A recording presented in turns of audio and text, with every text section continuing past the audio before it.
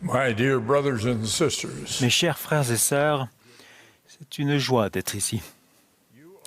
Vous êtes un auditoire que le Seigneur aime profondément et il désire que vous retourniez tous en sa présence.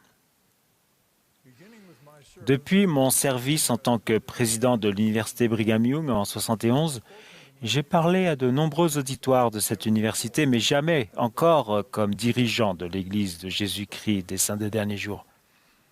En tant que votre prophète et dirigeant actuel, j'ai prié pour recevoir l'inspiration afin de savoir ce que je dois vous dire, ainsi qu'au vaste auditoire que les technologies actuelles nous permettent d'atteindre.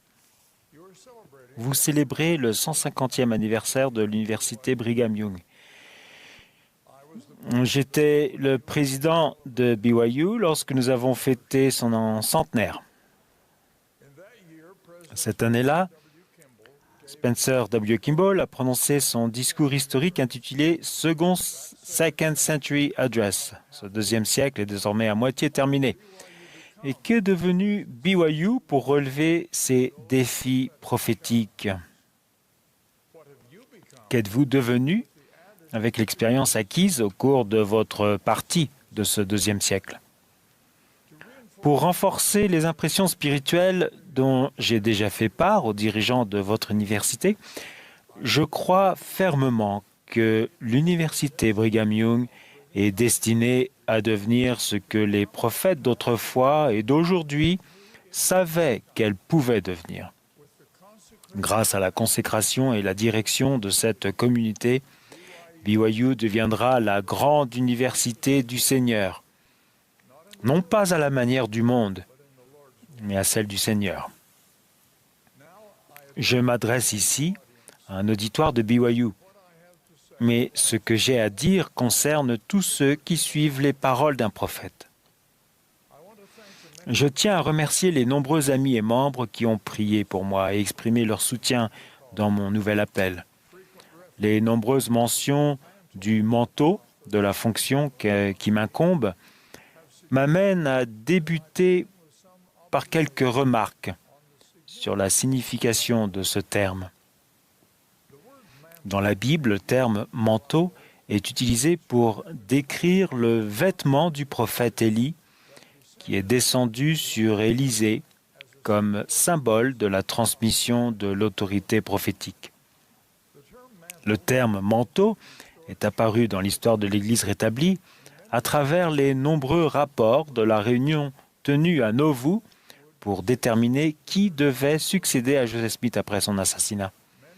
De nombreuses personnes présentes ont rapporté que le manteau de Joseph s'est posé sur Brigham Young. Ces expériences ont pris différentes formes.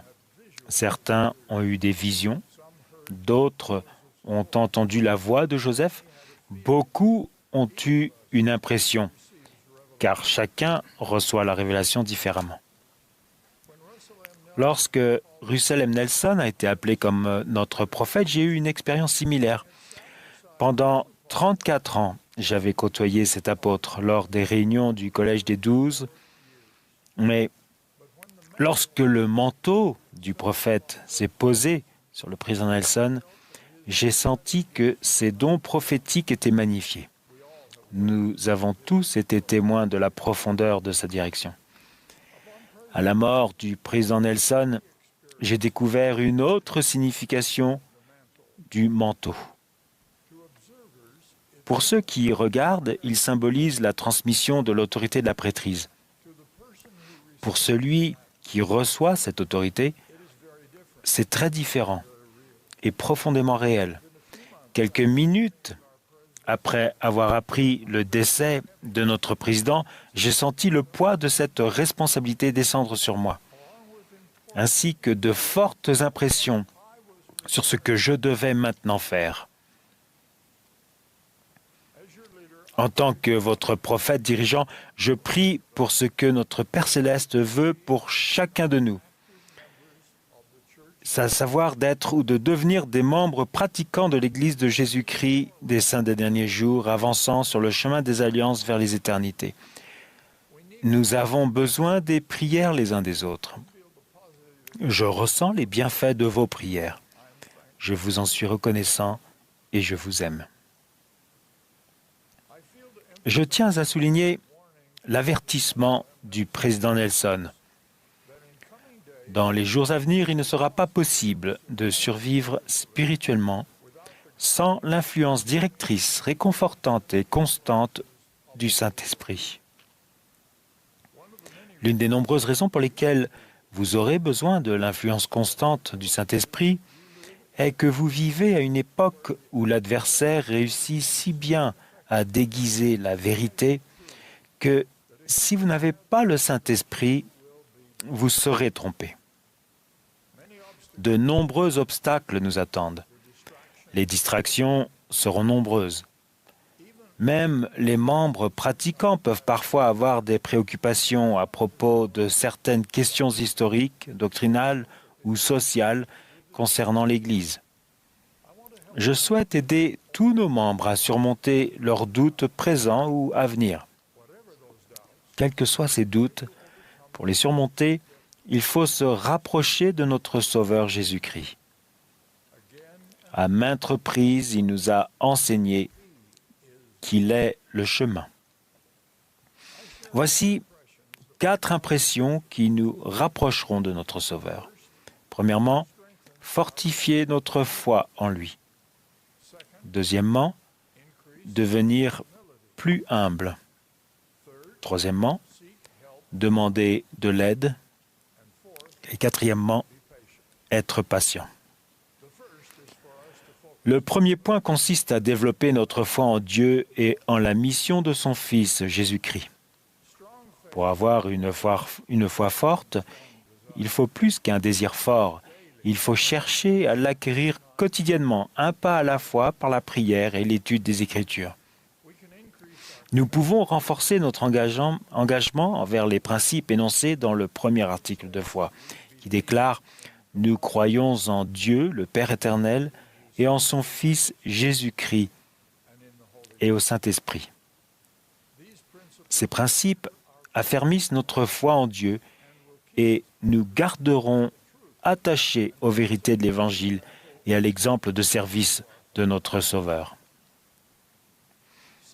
Deuxièmement, notre plus grande humilité nous rapproche de Jésus-Christ. Cela nous aidera à surmonter les questions sur la doctrine du Seigneur. Lorsque nous sommes humbles, nous entendons plus clairement la voix du Seigneur. Nous avons tous parfois besoin de quelqu'un pour nous apprendre l'humilité. Je raconte une de mes premières expériences personnelles qui m'a aidé à retrouver le chemin de l'humilité. Au cours de ma première année en tant que professeur à la faculté de droit de l'Université de Chicago, un membre éminent du corps enseignant est décédé et le doyen m'a demandé d'assurer ses cours pendant plusieurs semaines, le temps de trouver un remplaçant. Cette matière juridique ne m'était pas très familière, alors j'ai travaillé d'arrache-pied au point d'être tenté de me féliciter d'avoir accompli cette tâche. Par la suite, un étudiant m'a adressé ce que je pensais être un compliment. Il a dit « Monsieur Hawks, j'étais dans ce cours que vous avez assuré pour le professeur Intel et je dois vous dire que j'ai été très impressionné. Vous serez un bon professeur un jour. » Pourquoi cette expérience m'a-t-elle aidé? J'étais trop sûr de mes compétences d'enseignant et la remarque de cet étudiant m'apporte de grandes bénédictions encore aujourd'hui. Ezra Taft Benson nous a donné un enseignement précieux sur l'humilité. Il l'a fait dans le cadre de ses enseignements marquants sur l'orgueil. Il a enseigné « Le remède à l'orgueil est l'humilité, la douceur, la soumission. » L'humilité répond à la volonté de Dieu, à la crainte de ses jugements et aux besoins de ceux qui sont autour de nous. Choisissons d'être humbles, nous exhortait-il. Je vous dis qu'il faut être attentif aux besoins d'autrui et l'humilité suivra. Tout comme la foi en Dieu et la douceur, l'humilité est une vertu fondamentale destinée à nous enseigner les autres vertus nécessaires pour devenir ce que notre Père céleste et son Fils unique nous ont créés à devenir. Dans un discours prononcé ici à BYU il y a de nombreuses années, Spencer W. Kimball a défini l'humilité comme la disposition à apprendre. Il a expliqué « L'humilité, c'est la disposition à apprendre, la capacité de se rendre compte que toutes les vertus et les compétences ne résident pas en soi. L'humilité n'est jamais accusatrice ni querelleuse. L'humilité est repentante et ne cherche pas à justifier ses folies. C'est pardonner aux autres en sachant que l'on a soi-même pu commettre des erreurs semblables ou pires. L'humilité ne recherche ni la popularité ni la renommée et ne réclame aucun honneur. L'humilité est l'un des puissants commandements qui nous ont été donnés pour nous guider dans la condition mortelle afin de nous préparer à notre rencontre avec notre Sauveur et Rédempteur Jésus-Christ. Veillez à ne pas vous laisser distraire. Souvenez-vous de sa parabole des 10 vierges. Nous voulons être parmi les 5 humbles qui ont été admises en la présence du Seigneur. Le Seigneur aime tous ses enfants et désire ardemment leur retour.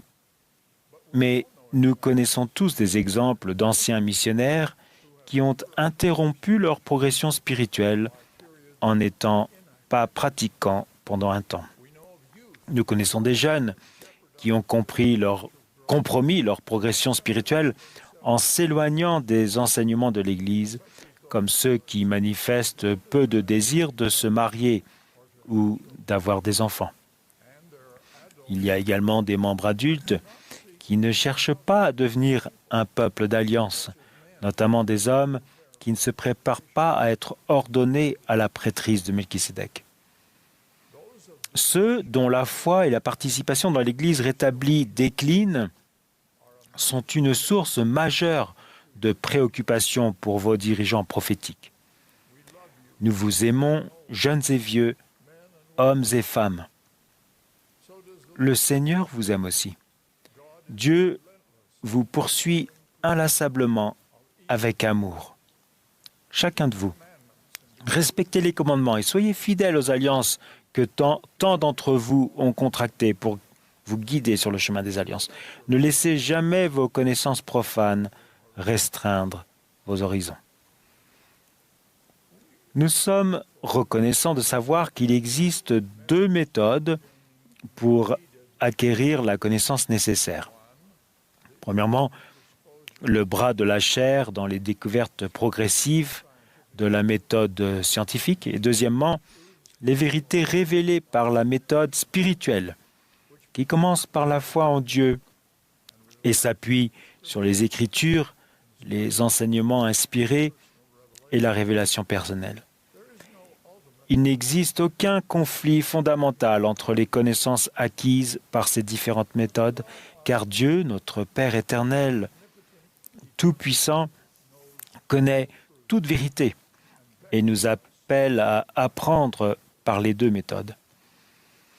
Les personnes qui ne croient pas en Dieu, qui rejettent formellement la morale religieuse traditionnelle et déclarent s'appuyer uniquement sur les preuves scientifiques, accomplissent une prophétie du livre de Mormon concernant ceux qui vivent sans Dieu dans le monde. Frère Richard Evans avait une excellente réponse pour ceux qui sont déstabilisés par des preuves scientifiques et qui semblent contredire ce que nous interprétons comme étant les Écritures. Il a dit « Il peut y avoir certaines divergences apparentes. Ne vous en inquiétez pas, l'éternité est longue. J'ai un grand respect pour l'apprentissage, le travail académique et l'atmosphère universitaire. J'ai un grand respect pour la science et les scientifiques, ainsi que pour la recherche de la vérité. Mais rappelez-vous ceci, la science même lorsqu'elle est exacte, définitive et factuelle, n'est que l'homme découvrant ce que Dieu sait déjà et régit dans l'organisation de l'univers. Dieu ne nous a pas révélé tout ce qu'il sait. Nous croyons en la révélation continue. Soyez patients, restez humbles et équilibrés en toutes choses. L'humilité et la foi et la confiance dans le Seigneur sont les remèdes à l'irrésolution. Comme l'enseigne le livre de Mormon, le Seigneur bénit et fait prospérer ceux qui placent leur confiance en lui. Il est particulièrement nécessaire de faire confiance au Seigneur à tous ceux qui négligent à tort les commandements de Dieu et les enseignements de ses prophètes au nom des dernières découvertes et de la sagesse humaine. Une troisième façon de se rapprocher de notre Sauveur est de fréquenter d'autres croyants. Cela signifie discuter avec des personnes de confiance, des membres locaux de l'Église et d'autres amis fidèles. Souvenez-vous que pour survivre spirituellement, vous aurez besoin de l'influence constante du Saint-Esprit. Dans les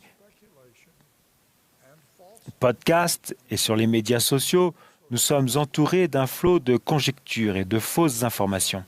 Certains peuvent contester ou remettre en question la véracité de la doctrine de l'Église sans en connaître ni même en comprendre la plénitude. Ne vous laissez pas persuader par des informations fausses ou inexactes. Discutez de vos préoccupations avec des amis fidèles et bien informés et confiez-les toujours au Seigneur. Le Seigneur nous a dit peu de choses sur certains sujets. Par exemple, nous savons très peu de choses sur le monde des esprits qui suit la condition mortelle, ou même sur celui qui l'a précédé. Ce manque de connaissances devient dangereux lorsque nous adoptons les croyances de personnes bien intentionnées qui enseignent des choses au-delà de ce que Dieu a choisi de révéler. Le fait de faire confiance à Dieu dans ce que nous savons et ce que nous ignorons nous protège grandement des doutes fondés sur des idées erronées plutôt que sur ce que Dieu a choisi de révéler. Je vais vous raconter l'expérience d'un président de pieux plein de sagesse ici sur ce campus. Un jeune homme de son pieux qui l'admirait l'a abordé et lui a demandé de le conseiller dans le domaine des affaires. Après quelques semaines, ce jeune homme lui a déclaré « Je dois vous dire que j'ai décidé de m'éloigner de ma foi. Je ne crois plus. » Surpris, le président de pieux a aussitôt commencé à rendre son profond témoignage de l'Évangile qui lui avait apporté tant de joie, de paix et d'inspiration. Le jeune homme s'est assis, stupéfait, l'a regardé les larmes aux yeux et a dit « Je n'ai pas entendu quelqu'un parler ainsi depuis des mois. J'ai passé du temps avec des amis qui ne croient pas. Je vous dis à tous, comme ce sage président de pieux l'a dit à ce jeune homme, recherchez des amis et des collègues qui s'efforcent de suivre le Seigneur, avec qui vous pouvez ressentir l'Esprit et renforcer votre foi. Entourez-vous de personnes qui croient. Un grand prophète du livre de Mormon a enseigné cette vérité. Croyez en Dieu, croyez qu'il est, et qu'il a tout créé, tant dans le ciel que sur la terre. Croyez qu'il a toute la sagesse et tout le pouvoir, tant dans le ciel que sur la terre. Croyez que l'homme ne comprend pas tout ce que le Seigneur peut comprendre. Et encore, croyez que vous devez vous repentir de vos péchés et les délaisser, et vous humilier devant Dieu.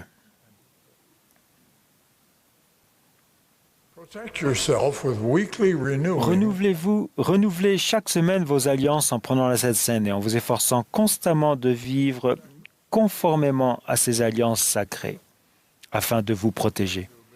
Les personnes qui ont reçu leur dotation doivent aller régulièrement au temple. En résumé, restez sur le chemin des alliances. Ces habitudes simples vous protégeront et vous fortifieront.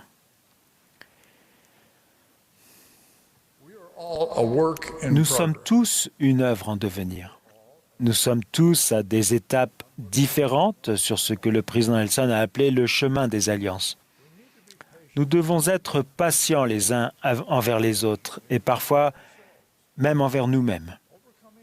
Surmonter le doute, c'est-à-dire concilier l'évolution de la compréhension de la science et les enseignements parfois incomplets de la religion, peut prendre du temps, tout comme développer sa foi ou apprendre l'humilité.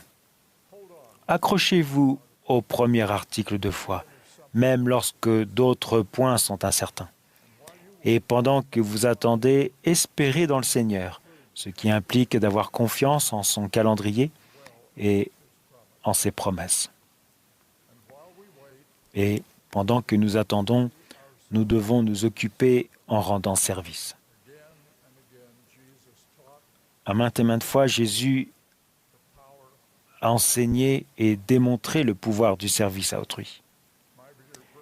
Mes chers frères et sœurs, je témoigne de Jésus-Christ. En tant